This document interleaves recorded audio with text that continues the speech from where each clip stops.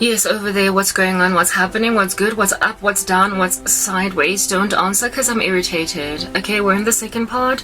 Please go check out the previous part to gauge your bearings. We're still lamenting, moaning, groaning, and by the time we're done here, we're gonna have a whole prospectus, I don't know, call it legislation, wads upon wads of papers that need executive approval, and they are gonna get approved because after all, the one who's going to be signing his stamp of approval on them is Jesus. Yes, so I don't really care if at all you're happy with my policies, because you don't have to be.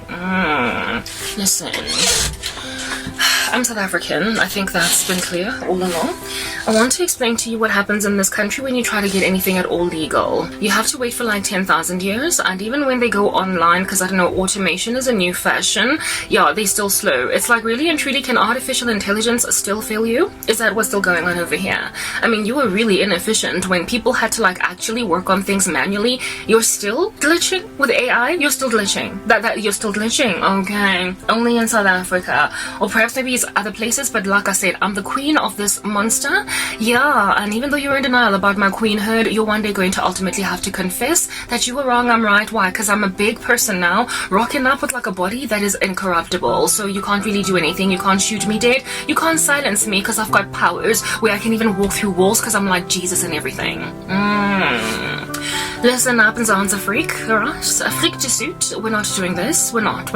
We are not doing this. You are not Gotham, even though you want to be Gotham. You don't get to get away with murder. You are not Don Falcone. However, you are desirous of becoming Falcone. So since this is not Hollywood, it's not TV, we're gonna be realistic. This is what your future queen has to say. Again, nobody wants to endure a Home Affairs ID application, laborious and onerous like that which you endured when you were in 1999. Yet, you expect international organizations that are trying to trade with your country to endure Home Affairs type queues on phones, enduring also international calling rates with like a whole different, ball game of corruption going on in the country in order for them to ultimately get products to African consumers, or in my case in particular, South Africa. No, we're not doing it. I get it. I understand why the human individual sent me nothing but a smiley face. A smiley face. I was like, are you being rude here? Or are you being just kind of stymied, stifled? Are you being apathetic? Or are you being, I don't know, closed in on all sides, okay? Are you being hands tied, or are you giving me attitude? And I came to the conviction that this poor human being that sold me this device, the seller on AliExpress, that's what's good, was not giving me attitude. They were giving me, I'm sorry girl, but my hands are tied, and I'm not gonna spend $90 following around your particular country's inefficient like post office just to get your product to you. So I just let them go, let them fly away like a bird, because I thought they were nearly furtado. And now I'm rocking up here to speak to South Africa about how it is that you're subjugating me to the tyranny of shopping online only in your online stores, because they can get to me from Sandton to here, or from Germiston to here, as opposed to, I don't know, from China to here. What's wrong with you? We're done. We're done, South Africa. We're done. Just like that burp, I'm that done with you. This is not okay. There is nothing right about this, but you know what? Who cares? Because y'all are apathetic. It's your middle name. That's what's good. Anyway. Here's the name, Zans. You got dealing on. Here? Okay, y'all, just so you can understand what happens in South Africa. So recently, I wanted, in South Africa, like, I'm sorry, no, like, what's going on here? Nothing good. Nothing. When I was busy trying to make money online, you guys know that I've been attempting to be independent from, people helping me out that I don't quite appreciate the presence in my life of. Yes.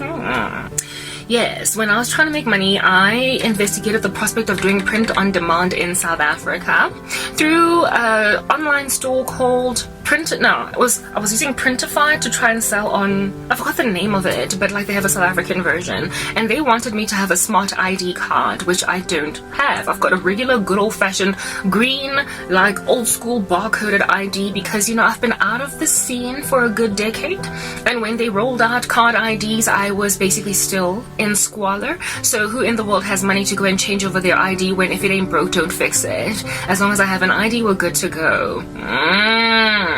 However, in order for me Stop it, door. In order for me to basically start a store online for print on demand, free, Etsy, thank you, got it. Yes, Etsy, not so Etsy anymore. Etsy was the store where I was trying to sell shirts or something with the line of the tribe of Judah kind of splattered on the surface, and they had an Etsy South Africa, a version of Etsy that is South African. I was like, oh snap, whenever they go and they convert things to South Africa, things fall apart. You should have just kept it international, kept it in dollars, and life would have been easier. But like that didn't happen. The reason I was attracted to Etsy is because they gave you like 15 free listings or something if you like applied for it. Took advice online, wanted to sell t-shirts on demand because apparently there was a zero investment strategy. If people bought them, you get a commission. I was like, oh, maybe I could make money through print on demand. Since I'm so creative, I'll make really great, gorgeous Christian t-shirts, maybe mugs, maybe pens.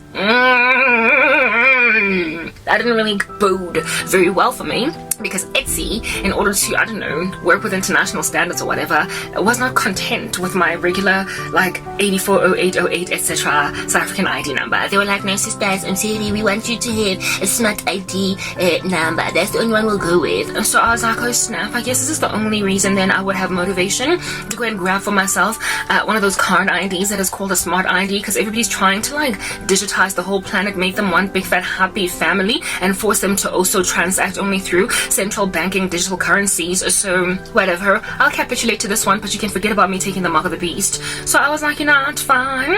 Since I like being at home, and since I don't like queuing, and since I'm already suffering and I don't want to sit in a queue thinking about my sad life, I'd much rather sit behind my computer watching a YouTube video and think about my sad life. That's a lot easier.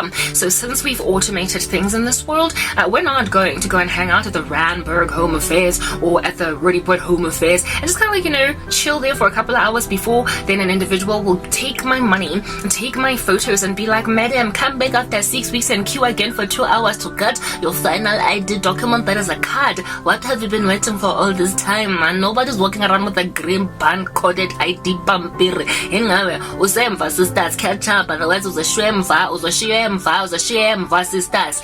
Anyway, whatever, see you in 6 weeks. Thanks for applying. Goodbye, sister. Since I don't want to have to endure any of that, I was like, you know what? I'm going to do this on the internet. I'm going to be all advanced, like the way that people expect me to be advanced with no job at all, having like, I don't know, a smart ID, smart driver's license, maybe even a smart hairdo. I don't know. I feel like this one is intelligent. I was like, no, we're doing this online entirely. So here in Lasa Karabo, like typing, like, you know, her credentials and everything on the South African Home Affairs page. I was like, oh my goodness, I'm in the South African Home Affairs page. Look at me typing. And I carried on typing and typing. I put in my details. My details, you guys. I put in my details. You know what, guys? We're not doing this.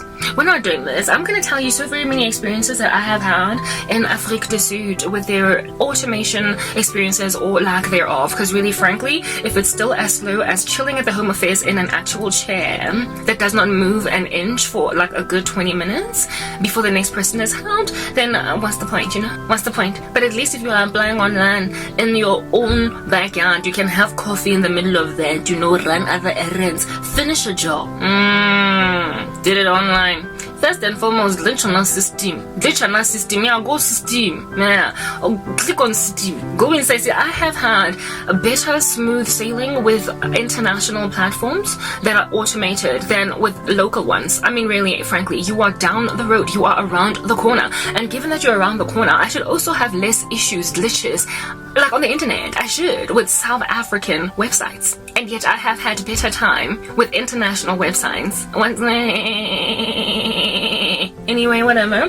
We're gonna stop twitching. We're gonna do that and just continue to explain the story. Yeah. So here it is, and I'm inside the South African Home Affairs website, and I'm like, you know what? I've got a little bit of money, spare pocket change here on the left. That's what's good. So I'm going to apply for my ID online. So I went and I researched first. I read a document of sorts that was written by some lay Joe on the street giving people advice on how under heaven to get their smart IDs. And this guy was like, you don't have to go to the Home Affairs, sister. Like, really, it's 2023. Like, where you been all along. Don't have to go there, sister. What you need to do is just go on the Home Affairs, and if you really don't want to go into a branch, you can use a bank. FNB is happy to do that for you, Standard Bank. But in order to go into a bank, sister, you're gonna have to do this and that, and your biometrics and everything will be done at a bank, sister. But you don't have to go into the actual Home Affairs where it smells stuffy like somebody's shoes from 1922, sister. You can go to a Standard Bank, whatever bank you bank with, sister. Go there. I like the prospect of going to a bank. I do. I really do. So here it is that I was prepared to pay even a premium to go and collect my stuff at a bank and what have you, like proper. I don't care. Convenience was for me the baddest thing in the game. But in order to go and collect your ID at a bank, you had to finish your whole process on the internet.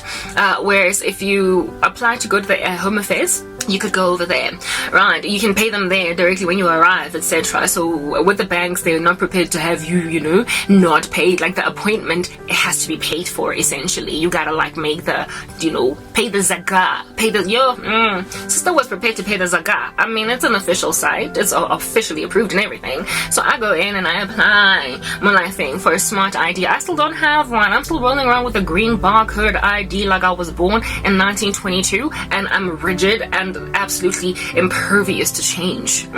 That's what's good, you guys. We don't dig. Very well. Apple cider vinegar got a sister choking. Mamelang malifing. If you're not gonna get that mamela, let's get stubborn. Okay? Upelang redza. Go on the website, put in my details and everything, and I'm like, how clever is this system? Love it. It knew me straight away who I'd be. South Africa, at least you have my contact details on the database. At least when I type in ID number, you recognize me. I was like, oh, okay, good. Hey, first step, second step, let's get into it. Because you're thinking the car's gonna go and move. It didn't. At the place where I need it now, to be verified, OTP vibes, one-time pin vibes.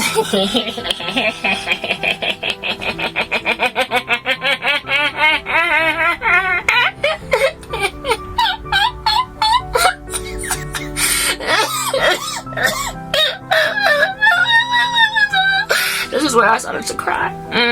I didn't get my one-time pin. Finally, officially, for something like 2.5 days. Yeah, I had to punch in my one-time pin to get verified, and I couldn't get past the session, the online session where the one-time pin was required. I thought that maybe if I come and I apply for this stuff, maybe at like 11 at night, midnight, maybe I'll get my one-time pin, because perhaps there's a traffic issue, in which case you should have invested in that, given that it's a government website and that there's going to be so many people like in there. You better invest in like fast, speedy like systems. What's wrong? Like that I'm not going to be giving people OTPs in like 10,000 years. No, sister, tried again late pussy, couple midnight deal or whatever. Still got my OTP the next day, and now when you get your one-time pin the following day, it's expired. It took me 3 days to finally successfully get my one-time pin, to move past the one spot. At this point, I'm already giving up on my online store. Do I look like somebody that's selling t-shirts? Do I look like somebody that's doing that? Do I look like somebody that's got a thriving print-on-demand business? No, of course not. I wouldn't be living in these conditions if that was the case. That store ended up not opened. That business ideal ended up not even embarked on, because I don't have a smart ID still, even though I had the money and was prepared to go through the processes required to get what I at a minimum needed to just